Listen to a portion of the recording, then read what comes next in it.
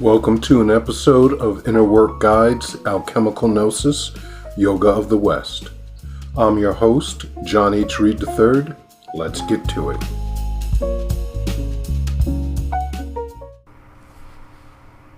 This is a series of interviews conducted by Perseus Arcane Academy back in September of 2024. They asked some questions and I recorded my responses, and I've turned them into a series of recordings for the podcast. Enjoy. This is recording number 3, Plant Alchemy and Spagyrics. In order for you to really understand why you need death in alchemy, first you need to understand a difference between plant alchemy and spagyrics, and then we can talk about alchemy and spagyrics. So here the next question is plant alchemy and spagyrics. And the question is, you mentioned that many modern practitioners incorrectly associate plant alchemy with spagyrics. Can you explain how plant alchemy differs from spagyric work with plants?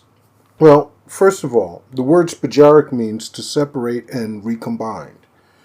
We throw in purify between separation and recombination simply because it would make little sense to break a stick and then bind it at the break point with the intent of using it as a crutch or anything else for that matter. It's just weaker. Nothing has been done to improve it.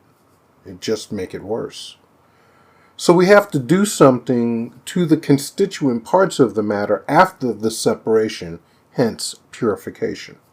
Today, many people claim that the terms plant alchemy and spagyrics are synonymous, and they simply are not. And all you have to do is download a free copy of the Hermetic and Alchemical Writings of Perseus. You can find it in a PDF.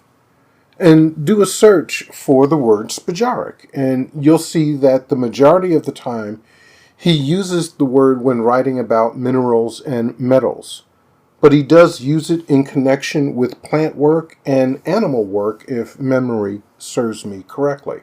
In all cases, Perseus was writing about a methodology applied to working with any of the members of the 3 kingdoms of nature, that being plant, animals, or minerals. As humans are animals and have souls, as does all life, it also means the spagyric process can be applied to one's internal world. So, in a very broad sense, the word spagyric can be applied to any herbal preparation, especially those that are standardized, because they go through being separated or extracted. The various active constituent parts are purified or concentrated, and then it's all recombined into a finished product. So in a broad sense, you could say, well, a lot of things fall under the definition of to break, purify, recombine. But fortunately, in Hermeticism, there is an exact paradigm to follow to achieve the minor and magnum opus. Now, to understand the difference between plant alchemy and spagyrics, we need to cover the difference plainly about spagyrics and alchemy, and that will lead to a better understanding, because so many of these terms have become somewhat convoluted or conflated. That would be the better term.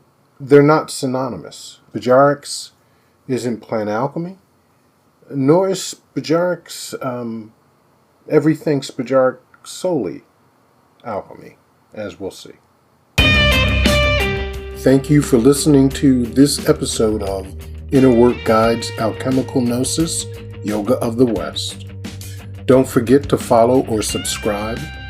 Visit our website at www.innergarden.org for more information about Hermetic training in practical laboratory alchemy or inner work.